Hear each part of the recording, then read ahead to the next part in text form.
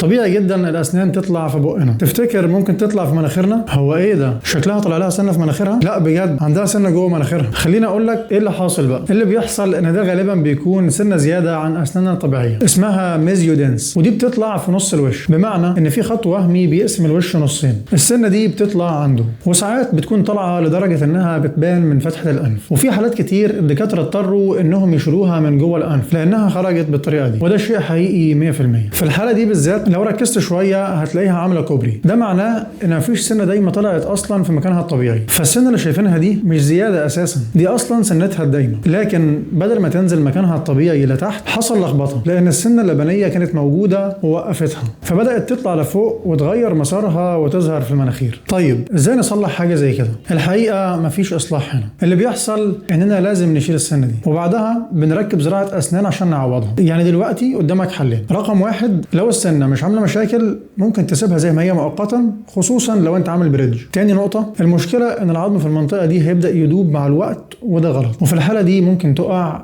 لان مفيش جدر ماسك السنه. الخلاصه ان حدوث حاجه زي كده قليله مش كتيره، لكن التشيك اب والمتابعه مع دكتور الاسنان مهمه جدا، لان الاشعه عند الدكتور هتبين اي حاجه بدري. انا حاتم، دكتور اسنان، ولو عايز تعرف اي معلومه على الاسنان اعمل لي متابعه. سلام.